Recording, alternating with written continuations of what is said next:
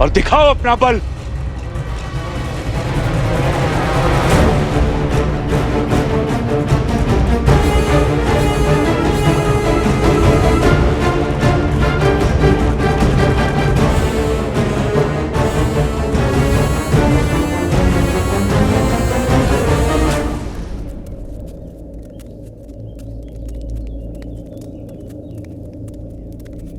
वनदेवी, वो असुर कौन था? क्या वो आपको कोई पुराना शत्रु था? और क्या वो आपको जानता था? एक मायावी असुर से आपका क्या संबंध? हाँ देवी, क्या भेद है उसके शब्दों के पीछे? और आपके रक्षा के लिए वो भक्तिमय श्लोक का उच्चारण कौन कर रहा था? लव और कुश, तुम जानते हो वो दोनों कौन हैं? वो वनदेवी के पुत्र। और ये वनदेवी कौन है? लव कुश की माता। केवल लव कुश की माता नहीं, मूर्ख बालक, श्री राम की अर्धांगिनी, अयोध्या की महारानी है वो, सीता है वो, सीता।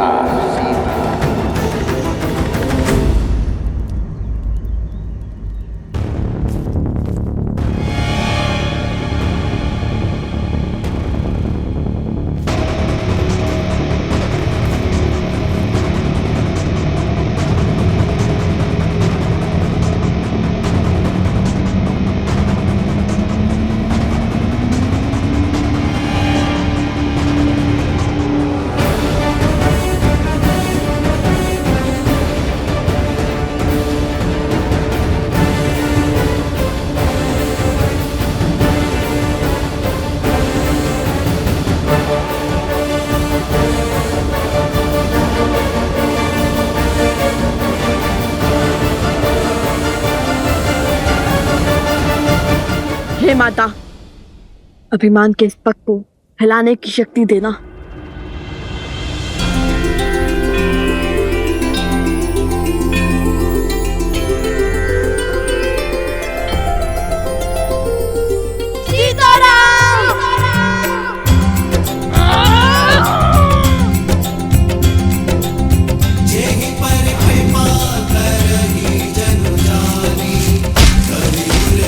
असंभव, असंभव।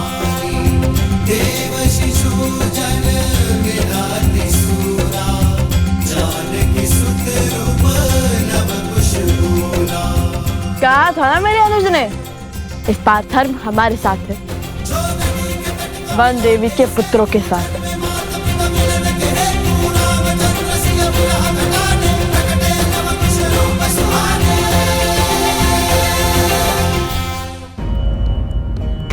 बताइए ना वनदेवी, कौन थे वो जिन्होंने आपकी सहायता की? वो असुर आपको कैसे जानता है वनदेवी? जो हुआ भगवान वाल्मीकि की महिमा से हुआ प्रसूता। और गुरुदेव, और रही बात मेरे परिचय की, तो मेरे जीवन का हर भेद स्वयं भगवान वाल्मीकि जानते हैं। जब वो आएंगे, जब उनकी इच्छा होगी, तो सभी प्रश्नों के उत्तर मिल जाएंगे। उचित कह रही है वनदेवी, शीघ्र ही भगवान वाल्मीकि यहाँ पधार कर आप सभी के प्रश्नों का उत्तर दे देंगे। आप सभी मेरी बात ध्यान से सुनिए। आज जो भी हुआ वो संकट का सूचक है, और संकट मुझ पर है और मेरे कारण पूरे आश्रम पर। क्षमा मांगती हूं मैं आप सबसे, किंतु इस समय मेरे परिचय से अधिक महत्वपूर्ण आश्रम की रक्षा करना है। मैं जानती हूं आप सब मेरी चिंता करते हैं, परंतु मेरे लिए सबसे महत्वपूर्ण आप सबकी सुरक्षा है। इसलिए मेरी आप सबसे विनती है कि आज के बाद आश्रम के बाहर कोई भी बिना बताए ना जाए।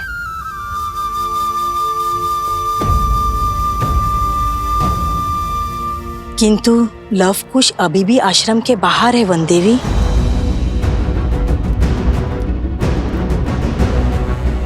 लवकुश, कहिए, अब तो देंगे युद्ध का अवसर।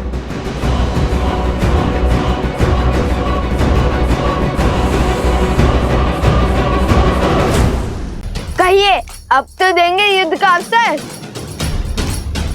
हम भी तो देखे कि जिसके प्रहार ने लंका के हर असुर के मन में भय भर दिया था, उसमें भला कितना बल है।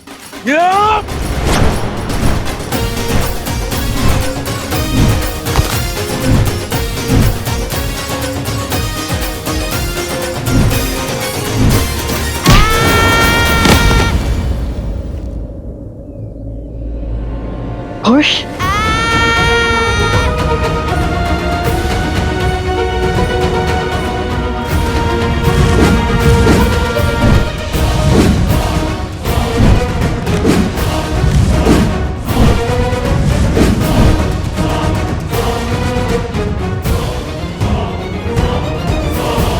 अब भी समय है बालको, दे दो अपना पूरा परिचय। शांति से हर समस्या का हल निकल सकता है। हम भगवान वाल्मीकि के शिष्य माता वन देवी के पुत्र लवकुश हैं और यही हमारा परिचय है।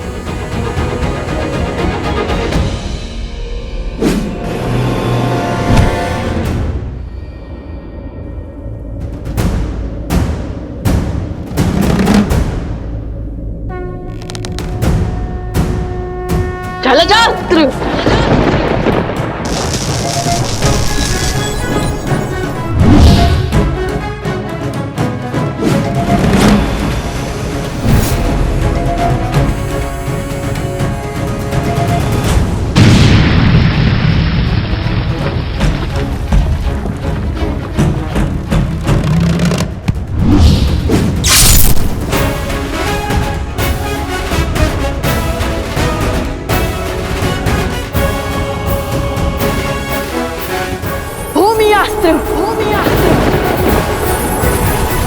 युवराज अंगद है तो प्रभु श्री राम के पक्ष में, किंतु प्रभु श्री राम काज के लिए हमें इन्हें भी रोकना ही होगा। हे दिव्यास्त्र, उन्हें अधिक क्षति न पहुंचे।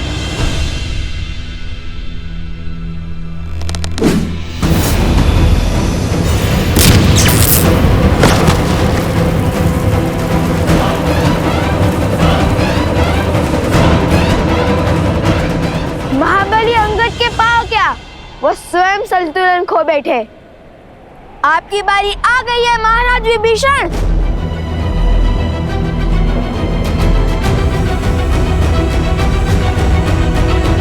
मुझे लवकुश को आश्रम लाना ही होगा। आप सब यहीं रुकिए, वो यहीं आसपास ही होंगे। नहीं नहीं वन देवी, मैं आपके साथ चलता हूँ। नहीं अवत्सरा, मैं किसी का जीवन संकट में नहीं डाल सकती। मैं अकेले ही जाऊंगी।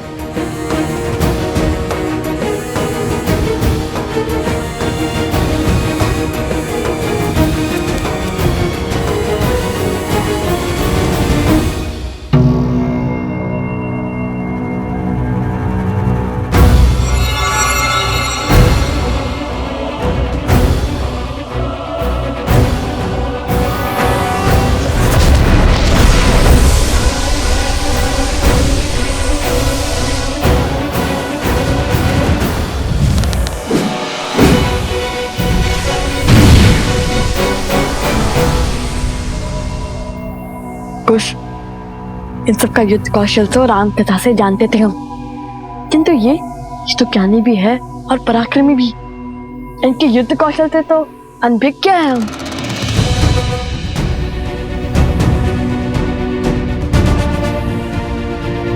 तुम्हें एक अवसर और देता हूं बालको, अपनी हट त्याग दो। मैं प्रभु श्री राम से तुम पर दया करने का निवेदन करूंगा। इतने शूरवीरों की अवस्था देखकर भी हमें पीछे हटने का आदेश दे रहे हैं आप।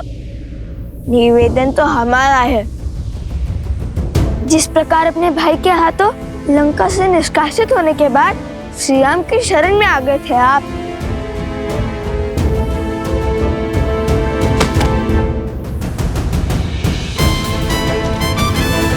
प्रकार हम भी आपको युद्ध का विकल्प त्याग कर महाराज राम तक युद्ध का प्रस्ताव पहुंचाने का अवसर देते हैं। आप तो सबसे ज्ञानी हैं और नारायण के भक्त भी हैं। विवेक से काम लीजिए। जाइए और श्री राम को हमारा संदेश दीजिए।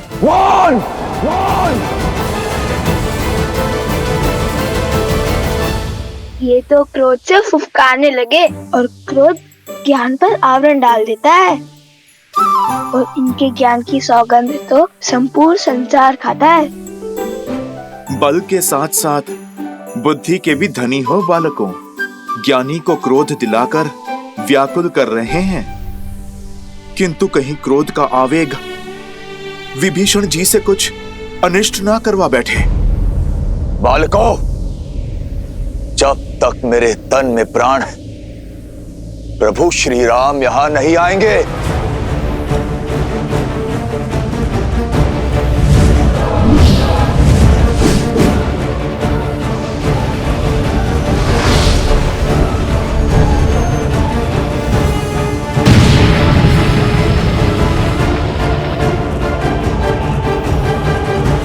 युद्ध टालने का हर संभव प्रयास किया मैंने, किंतु तुम दोनों ने मुझे विवश किया युद्ध करने के लिए।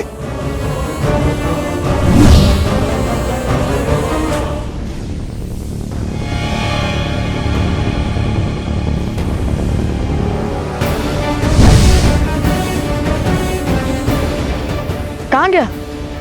दिखाई भी नहीं दे रहा है।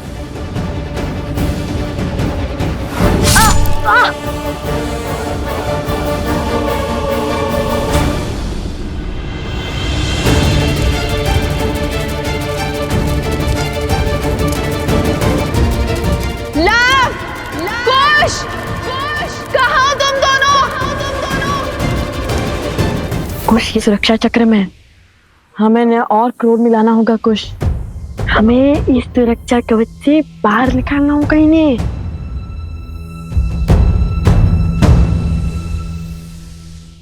अरे भैया, तनिक सा गाँव ही तो है।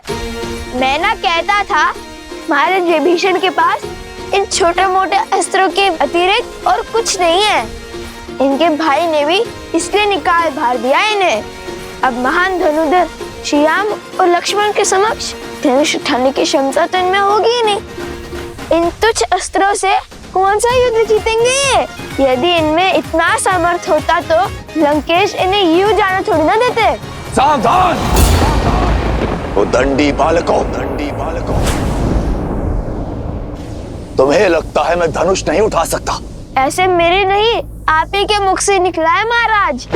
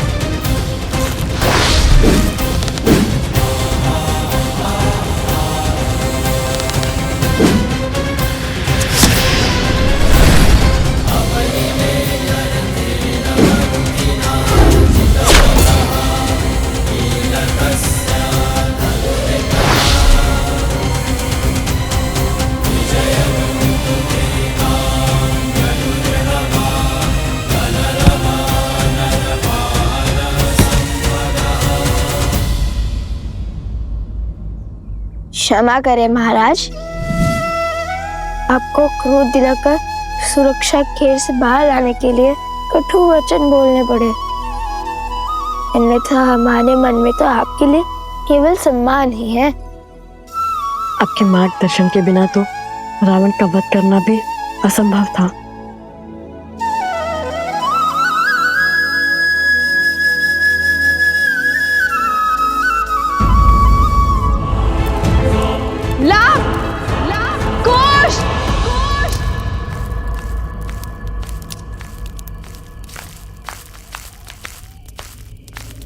कौन है? कौन है वहां?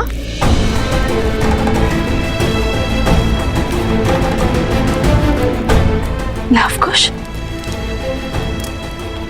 तुम दोनों यहाँ क्या कर रहे हो? और बार बार यूं आश्रम के बाहर क्यों चले जाते हो? जानते हो ना बाहर कितना संकट है। माता शांत, हम तो केवल खेल रहे थे यहाँ पर, तो आप इतनी चिंतित क्यों हो रही है? ये क्या है? क्या हुआ ये ला? वो कुल्हाड़ी से चोट आ गई थी तनिक सी।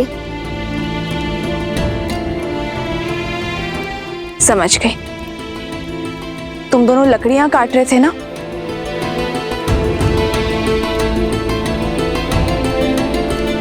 माता, आप ये जली हुई लकड़ी लेकर क्यों घूम रही हो? यहाँ पे कोई संकट है क्या? वो आसुरी शक्तियां आश्रम के भीतर नहीं आ सकती, और जब तक उनसे लड़ने का कोई मार्ग ना खोज ले, तब तक तुम दोनों आश्रम के भीतर ही रहोगे। ऐसा क्या हो गया माता?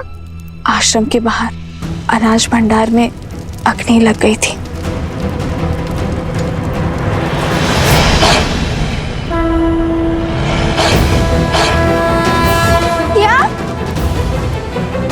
शीघ्र ही भीतर चलिए माता, रात्रि अधिक हो गई है। चलो।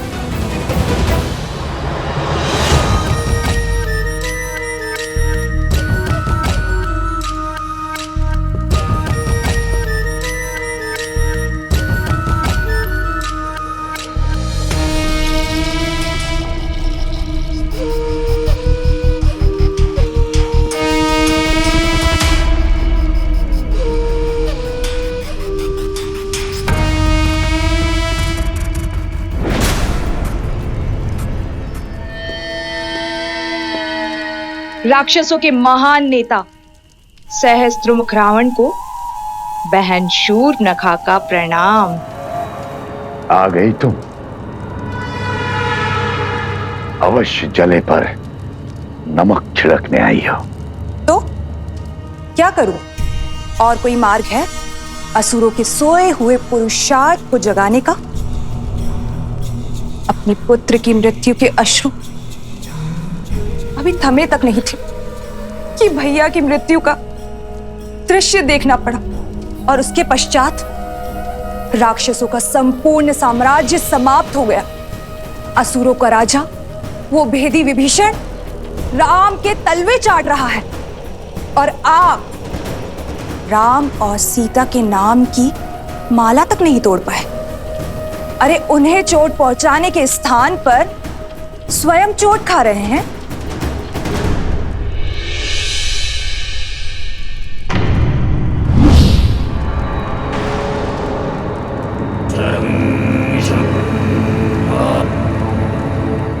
यदि मुझ पर कटाक्ष करके मन भर गया हो तो जाओ यहां से। मैं तो चली जाऊंगी, परंतु राम सीता के हाथों आपकी पराजय जो समीप आ रही है, उसका आप क्या करेंगे भैया? न राम सीता का कुछ बिगड़ा, न राम राज्य का और न लवकुश का, और उस हनुमान की पूंछ का एक बाल तक आप हिला नहीं पाए। भैया, आपसे जो सीखा है पुनः वही आपको सिखा रही हूं। ये समय अस्त्र उठाने का नहीं, बल्कि धैर्य रखने का है।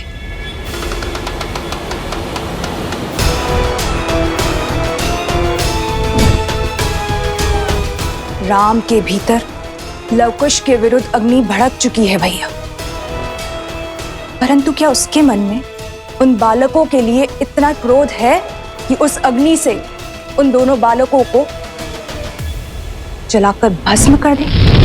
श्री राम श्री राम श्री राम श्री राम श्री राम श्री राम श्री राम श्री राम।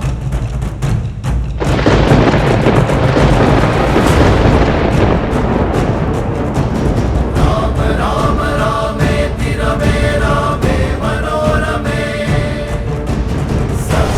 नाम तत्तुल्यं राम नाम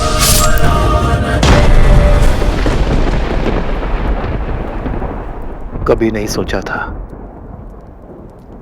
कि इस धनुष को दोबारा उठाना पड़ेगा, किंतु अब अयोध्या के गौरव के लिए इस धनुष को उठाना अति आवश्यक है।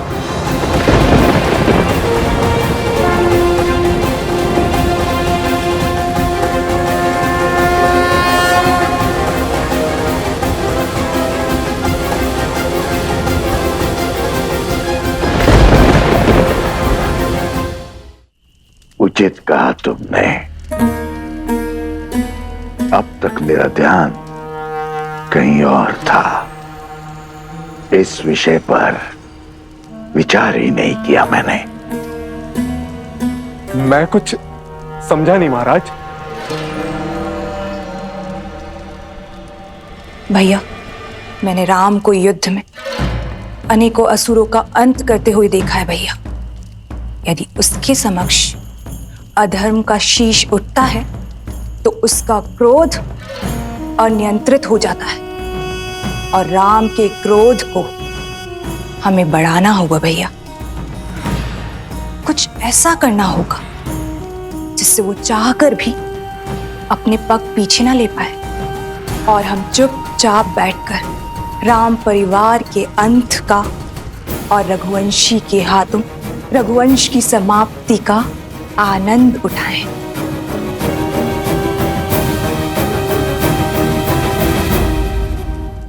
किंतु विवेक और धैर्य के धनी राम का क्रोध हम बढ़ाएंगे कैसे? बढ़ेगा। धर्म के अनुचरों की सबसे बड़ी दुर्बलता धर्म भी तो है।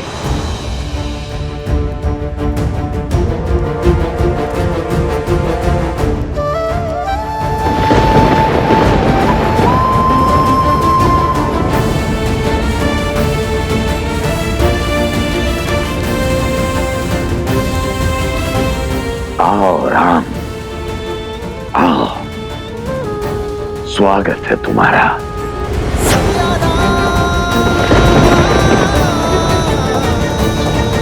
मैं और मेरा उपहार तुम्हारी प्रतीक्षा करेंगे।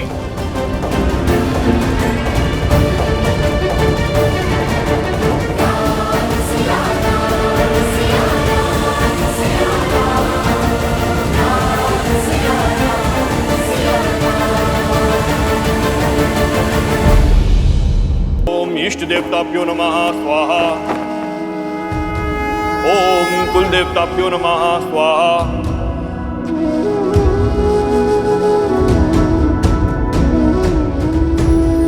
ओम माधवाय नमः।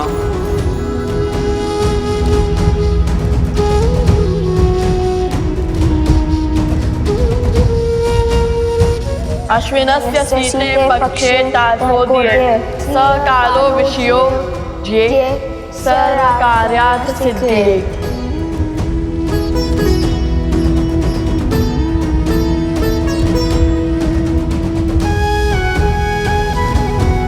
यज्ञ को अंतिम चरण की ओर बढ़ाइए आचार्य।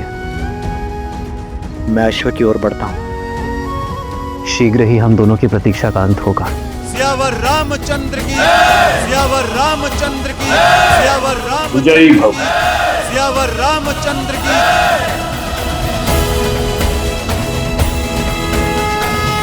भैया, हनुमान जी ने सज रहने का निर्देश दिया है। अब हम स्वयं लड़ने जा रहे हैं अयोध्या के राजा श्री रामचंद्र से। हाँ, और इससे श्रेष्ठ हो भी क्या सकता है। आज हमें हमारे हर प्रश्न का उत्तर मिल जाएगा। सच हो कुश, क्योंकि श्री राम और लव कुश के बीच द्वंद्व होने वाला है।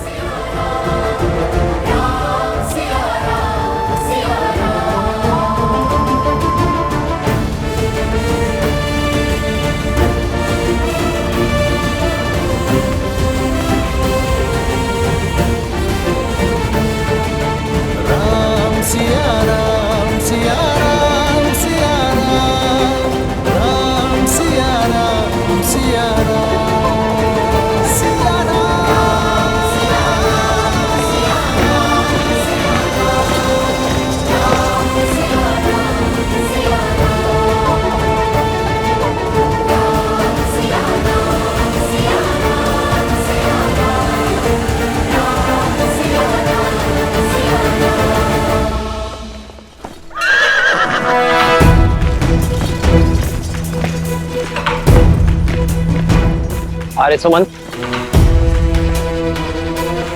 रथ को उस ओर बढ़ाइए। जी महाराज।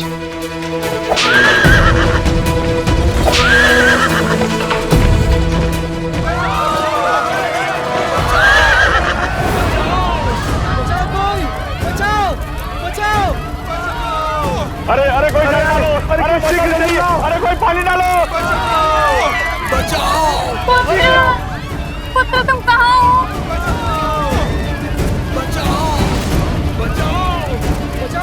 यहाँ क्या अनर्थ घटा है? प्रभु श्री राम आ गए। हमारी रक्षा कीजिए महाराज, हमारा सब कुछ उजड़ गया है। मेरा पुत्र। अरे सुमंत, इनकी सहायता कीजिए और सैनिकों से कहिए पहले इनकी पीड़ा दूर करें। सैनिकों, शीघ्र अतिशीघ्र ग्रामवासियों की सहायता कीजिए। आइए। मेरे पुत्र को कोई बचाओ, मेरे पुत्र को कोई बचाओ। उठो बालक।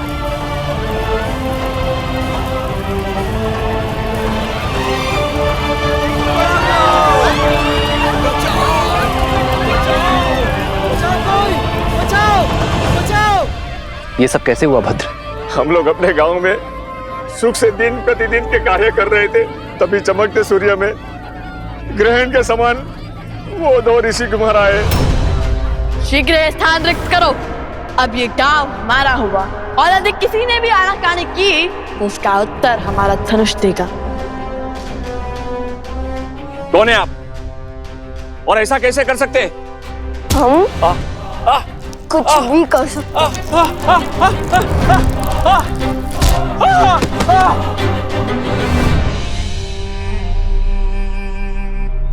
जानते नहीं, हम तुम्हारे महाराज के सभी भाई भरत, लक्ष्मण, शत्रुघ्न को हराने वाले महावीर हैं हम। तुम्हारे हनुमान जी को बंदी बनाने वाले महावीर हैं हम। हमसे मत उलझना, शीघ्र अति शीघ्र यहाँ से निकलो। दोबारा नहीं कहूंगा। नहीं नहीं, आप ऐसा अनर्थ नहीं कर सकते। अपना घर छोड़ के हम कहाँ जाएंगे?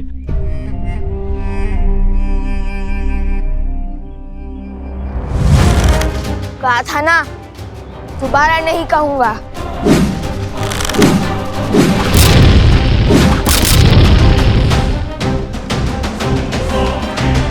नन्हे से बालक से और अभिमान पर्वत सा, कहने को ऋषि कुमार और क्रूरता रावण सी, वो ये भी नहीं देख पाए कि यहाँ वृद्ध भी है, स्त्रियां भी है और बालक भी है।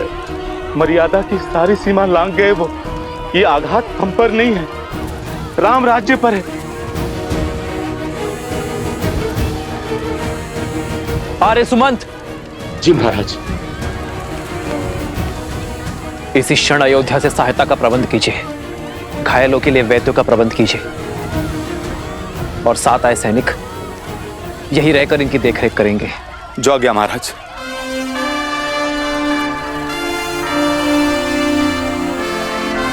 आप सभी निश्चिंत रहिए, राजा राम की कल्पना को सार्थक होने से कोई नहीं रोक सकता। उन बालकों को दंडित अवश्य किया जाएगा। स्वयं राम उन्हें दंडित करेगा। श्री रामचंद्र कृपालु भजु मन हरण भव भय दारुणम। श्री राम राम राम श्री राम।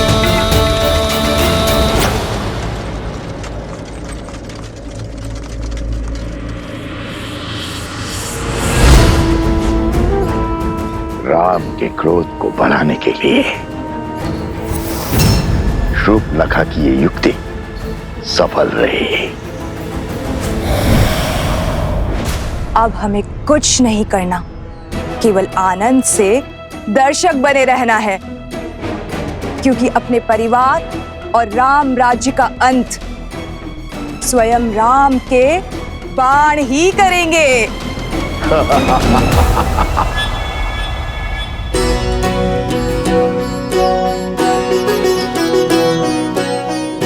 ये हनुमान जी के लिए और ये अश्व के लिए। इससे शुभ और क्या हो सकता है? आज हमें हमारी सारी दुविधाओं का हल मिल जाएगा। तो है।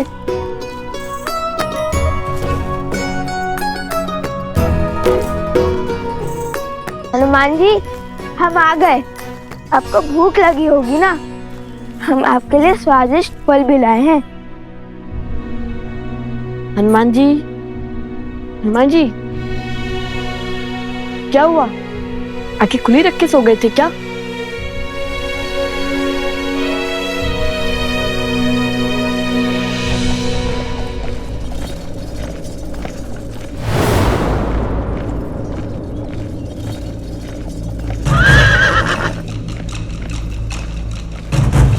प्रभु श्री रामम श्री रामम श्री रामम श्री राम श्री रामम श्री रामम श्री रामम श्री राम।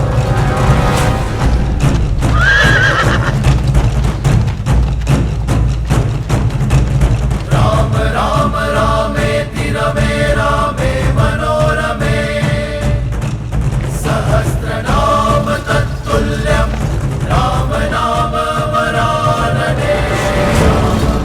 श्री रामम श्री रामम श्री राम श्री रामम श्री रामम श्री राम श्री राम।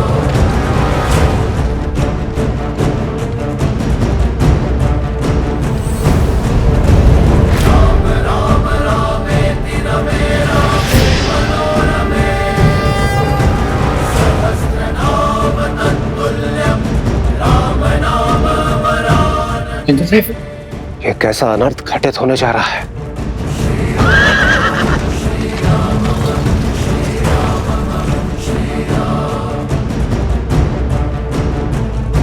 रघुवंश का भविष्य और रघुनंदन आमने सामने होंगे।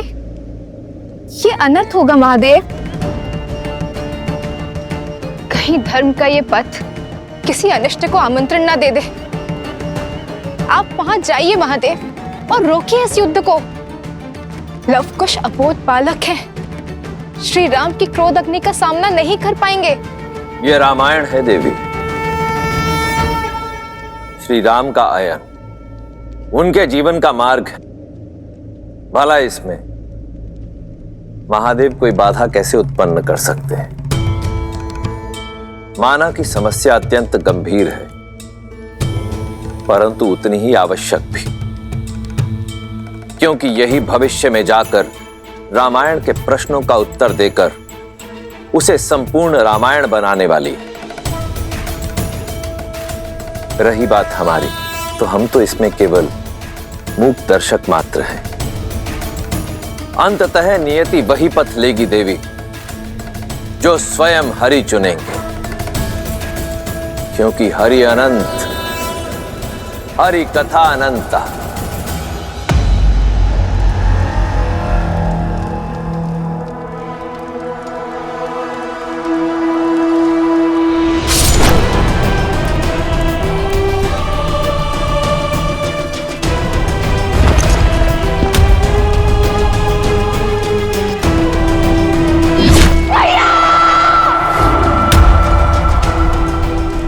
आज हर प्रतिशोध पूर्ण होगा। जिस धनुष से मेरे भ्राता दशानंद रावण का अंत हुआ, आज वही धनुष रघुवंश के भविष्य का अंत करेगा, वो भी स्वयं राम के हाथों।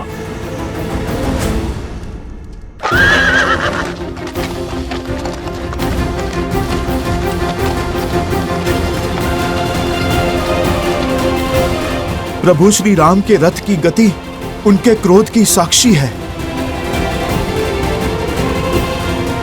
पीछे हट जाइए बालकों, यही धर्म का मार्ग है, न्याय की रीत है।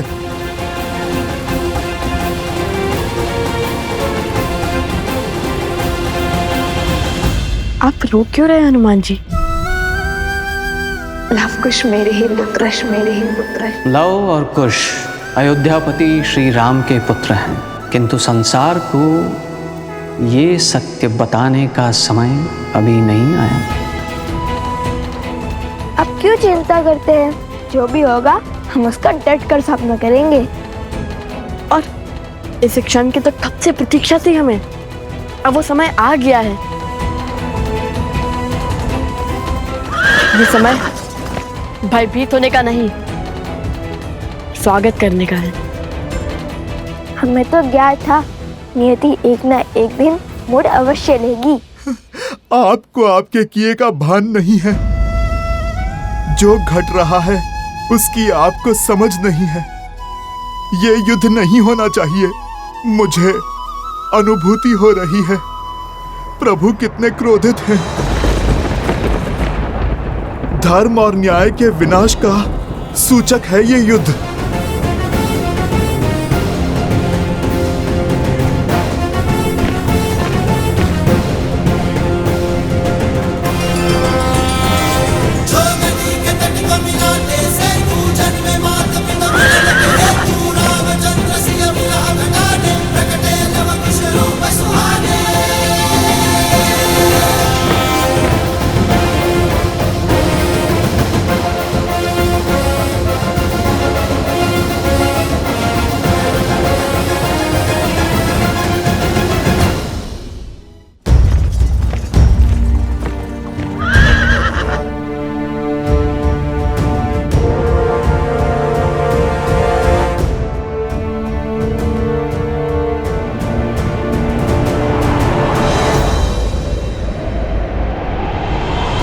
धर्म का है ये कैसा बंधन, तोड़ सके नर ना नारायण।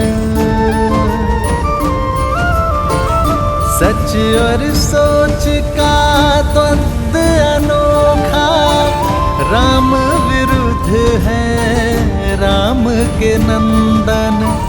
मोड़ अनोखा आया है कैसा, युद्ध न जाए ऐसा देखा। पिता चाहे रघुकुल का मान, सूत चाहे सीता सम्मान।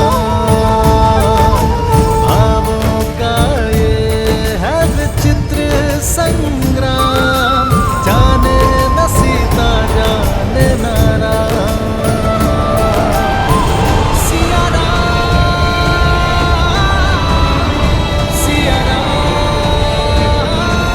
श्री राम।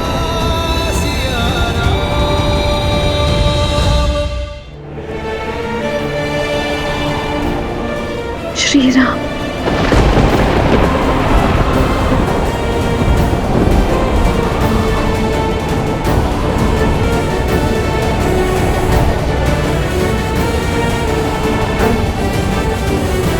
ये कैसी अनुभूति है? क्यों ऐसा लग रहा है कि आप समीप हैं?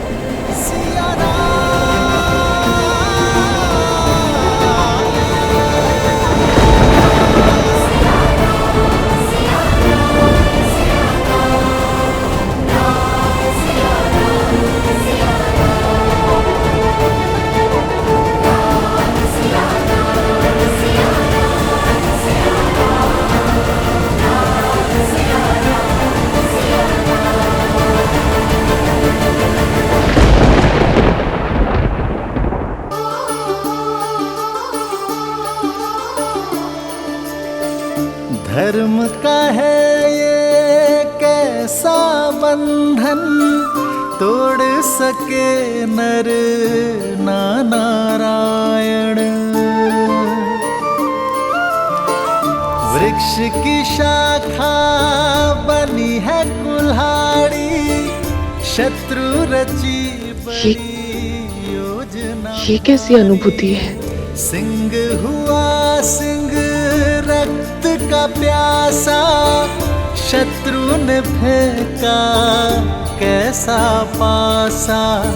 सरल नहीं कर्तव्य का पालन, ज्ञान यही देती रामायण।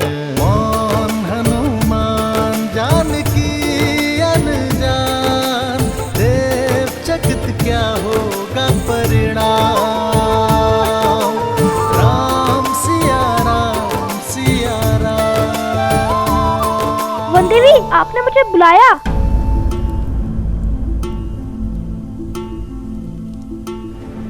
हाँ, बुलाया था।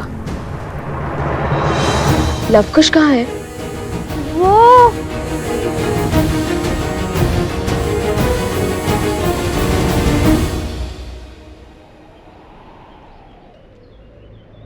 देखो बालकों, स्वयं धर्म के रक्षक, न्याय की मूरत, स्वयं प्रभु श्री राम खड़े हैं आपके समक्ष। अब आप शस्त्र नहीं शब्द साधो, क्योंकि इस संसार की हर एक समस्या का समाधान प्रभु को अपना सब कुछ समर्पण कर देने में ही है। सब कुछ समर्पण तो माता सीता ने भी किया था। माता सीता को क्या लाभ हुआ?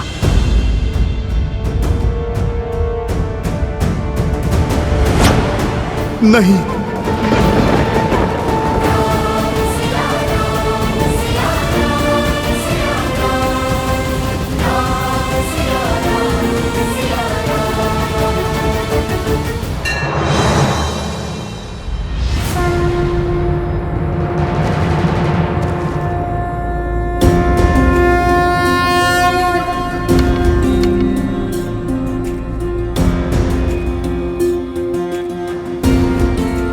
बहुत इच्छा थी तुम दोनों से पुनः भेंट करने की, परंतु इस प्रकार नहीं। मन में कई प्रश्न हैं जिन्हें सर्वप्रथम अयोध्या में धर्म का गान गाते सुना था तो मन में आदर उठा था। राम राज्य की हर कल्पना को साकार करते दिखाई दिए तुम दोनों। जहां गए असहायों की सहायता की, पीड़ितों की पीड़ा हरी, असुरी शक्तियों का विनाश किया। मन आतुर था तुमसे भेंट करने के लिए, तुम्हारी पीठ थपथपाने के लिए, परंतु अचानक धर्म के प्रतीक अश्व को रोककर राज्य के विरुद्ध क्यों खड़े हो गए तुम दोनों? मेरे भाइयों, मेरे साथियों को हानि पहुंचाई। कदाचित तुम दोनों को समझने में मुझसे भूल हो गई है।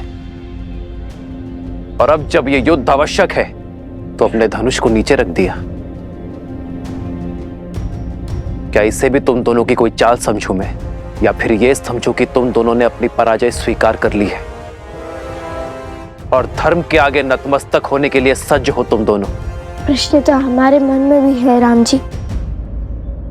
जिन्होंने रावण का वध कर संसार को तारा, देवी अहिल्या को मुक्त करके समाज का उद्धार किया, जिसने मर्यादा का पाठ पढ़ा, मर्यादा पुरुषोत्तम बने, श्री राम के आगे शीश झुकाना ही धर्म है, शस्त्र उठाना नहीं। हम जानते हैं हम कदाचित आपसे कभी नहीं जीत पाएंगे।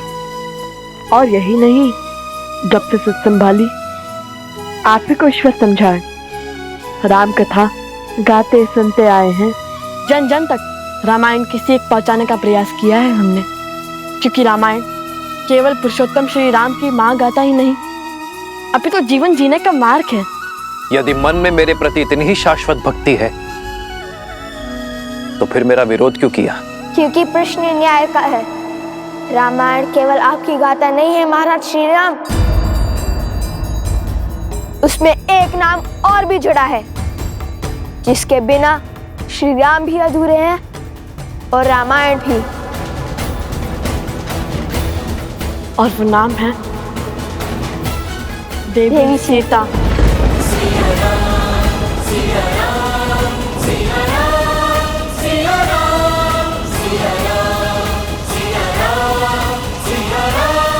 सीता, हमारा उद्देश्य आपसे युद्ध करना नहीं, बल्कि अपने प्रश्नों के उत्तर पाने का है।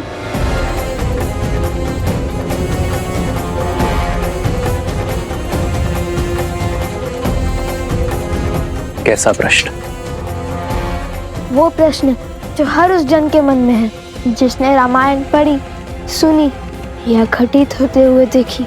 वो प्रश्न जिसका उत्तर ना मिला तो रामायण की कथा को कभी संपूर्ण नहीं होने देगा।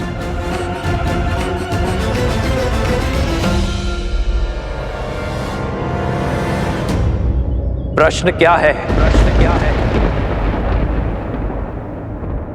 आपने माता सीता का परित्याग क्यों किया?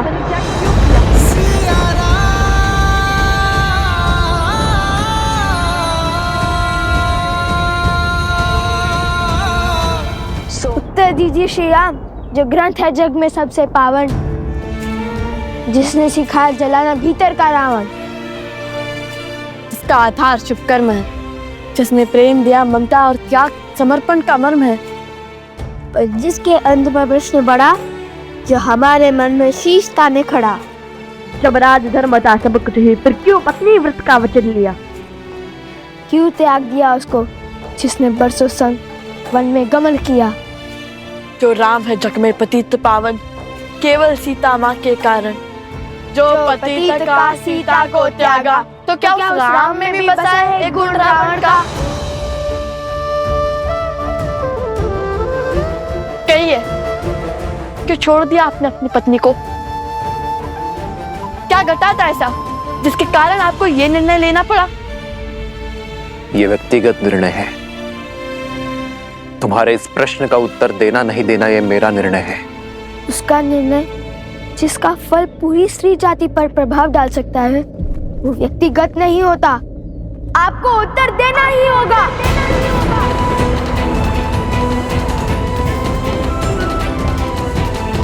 प्रश्न केवल हमारे मन में नहीं, अभी तो सदियों तक लोगों के मन में उठेंगे। सब इसका उत्तर जानना चाहेंगे। हमारे मन में जो आपकी छवि है, उसे जोड़ने का यही एक अवसर है। प्रभु श्री रामचंद्र के भाल पर यह तिलक नहीं, कलंक समान है। कलंक तो अवश्य रहेगा ये सदियों तक। इसका अर्थ ये नहीं कि आप इसका उत्तर ना दें। राजा पिता होता है प्रजा का, और उनके पुत्र मन में एक प्रश्न लेकर आए हैं, तो क्या पिता अपने पुत्रों के प्रश्नों का समाधान नहीं करेगा? ये निर्णय एक राजा और एक महारानी का था।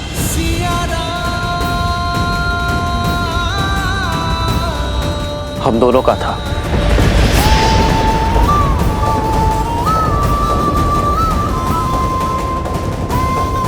मुझे पूरा विश्वास है कि ये निर्णय केवल श्री राम का नहीं, अपितु सीता राम का है। तुमने अपना धनुष हटाकर, शीश झुकाकर मर्यादा और धर्म के अनुसार यह प्रश्न मुझसे पूछा है, और एक राजा होने के नाते ये मेरा दायित्व है कि मैं तुम्हारे प्रश्नों का उत्तर दूं। तुम दोनों जानना चाहते हो ना कि अयोध्या के भीतर क्या हुआ था? तो सुनो। सतीत्व की दुहाई देने वाली आज मुंह छिपाकर क्यों जा रही है? दशानन जैसा बलि जिसे पाना चाहे उसे छोड़ कैसे सकता है? यदि हमारे रघुवंशी ऐसा समाज बनाना चाहते हैं जहां स्त्रियों की त्रुटियों पर पर्दा डाला जाए, तो ऐसे तो हम दूसरे नगर में पहुंच जाएंगे भाई। मैं मर्यादा पुरुषोत्तम राम नहीं हूं। मैं ऐसी स्त्री को नहीं अपनाऊंगा जो किसी अन्य पुरुष के साथ रहकर आई हो। हम दोनों अपने राज्य का परित्याग कर देंगे तो ना ही कोई प्रश्न उठेंगे और ना ही कोई उत्तर की अपेक्षा करेंगे। हम दोनों नहीं, केवल मैं आ रहा हूं। जिस क्षण महाराजा राम महारानी सीता को त्यागेंगे, उसी क्षण अयोध्या के सब दुख मिट जाएंगे।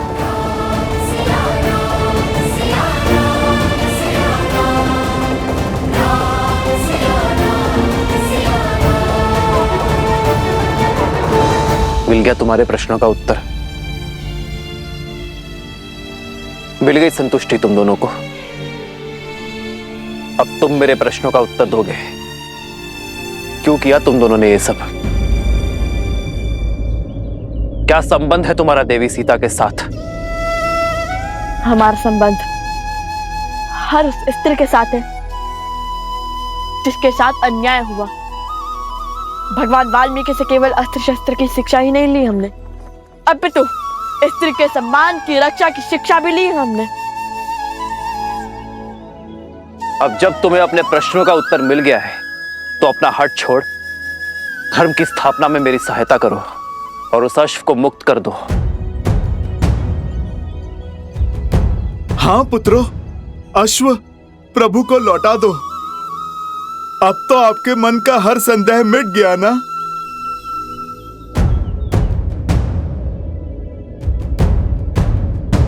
अर्थात जिस अयोध्या की प्रजा के लिए यह यज्ञ हो रहा है, उसी अयोध्या ने माता सीता पर लांछन लगाकर उन्हें आपसे और आपके परिवार से भिन्न कर दिया। आपसे सुख, संपदा और वैभव सब छीन लिया। जिस स्त्री ने बिना एक प्रश्न किए 14 वर्ष आपके साथ वनवास स्वीकारा, जिसने रावण के पास से निकलते ही अपनी परीक्षा का दंश भोगा, उस पवित्र देवी सीता पर इतना घोर लांछन लगाने वाली प्रजा को आपने दंड तक नहीं दिया। आपने उन्हें शांत करने के लिए माता सीता से भिन्न होना चुना। प्रजा के मुख में पत्नी का हर समर्पण भूल गया।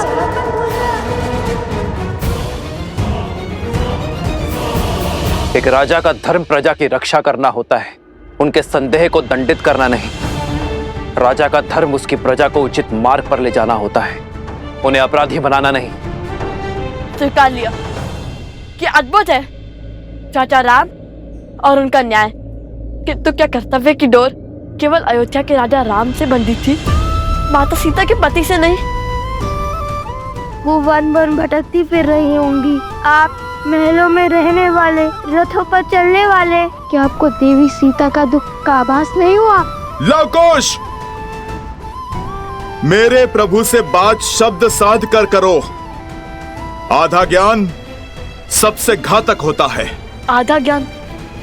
अरे अपनी आंखों पर से भक्ति की पट्टी हटाइए हनुमान जी। पट्टी तुम्हारी आंखों पर है। जो मैंने देखा है वो ना आपने जाना है और ना ही अयोध्या की प्रजा ने। अपना राजा होने का दायित्व निभाते हुए माता सीता के पति होने की भागीदारी से विमुख नहीं हुए हैं मेरे प्रभु श्री राम।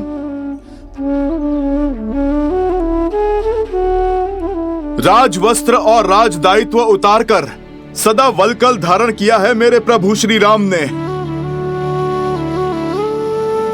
राजभोग को त्याग कर कंद मूल खाए हैं प्रभु ने।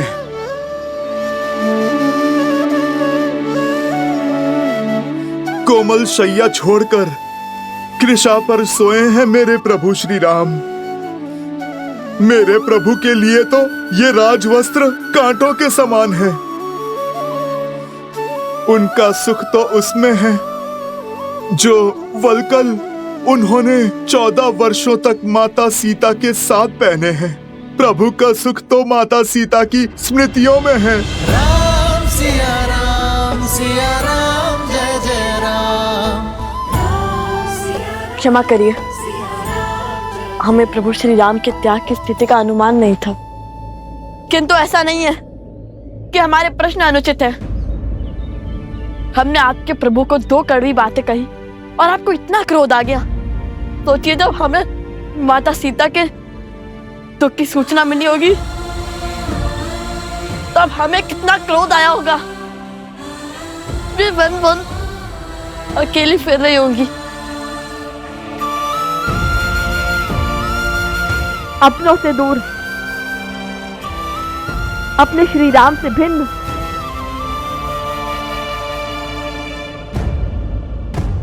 कृष्ण अभी वही है, प्रजा के साथ न्याय करते करते अपनी पत्नी के साथ अन्याय क्यों?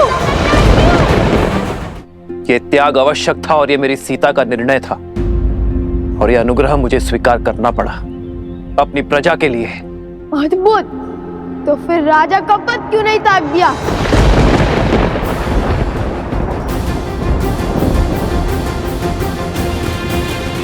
इच्छा यही थी, पर मेरी सीता ने मुझे स्मरण करवाया कि मैं उस कुल का वंशज हूं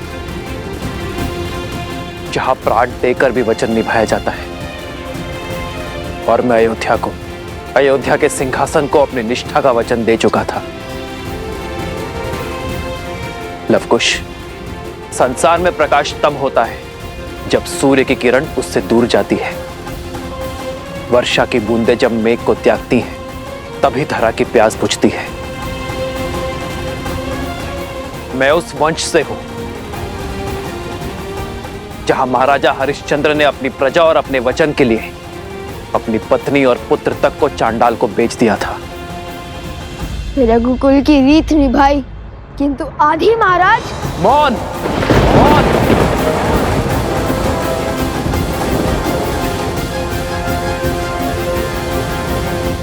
मौन रहने से आपकी भूल छुप नहीं जाएगी महाराज।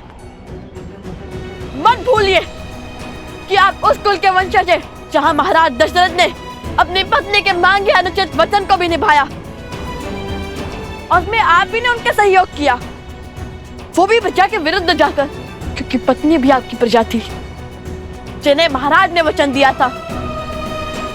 जब आपने रावण की लंका पर चढ़ाई की, इसलिए नहीं कि प्रश्न आपकी पत्नी का था, इसलिए क्योंकि ये अयोध्या की प्रजा के मान पर प्रहार था।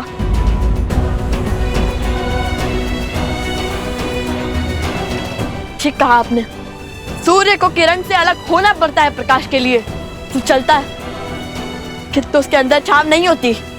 आप रघुकुल के सूर्य हैं, आप वो दीपक कैसे बन गए जिसके तले अंधकार है?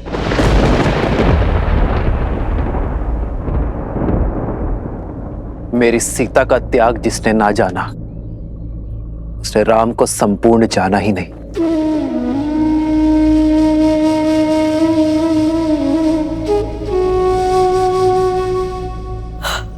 आज नहीं तो कल आपके निर्णय पर प्रश्न उठेंगे जिनके उत्तर के बिना रामायण संपूर्ण नहीं होगी।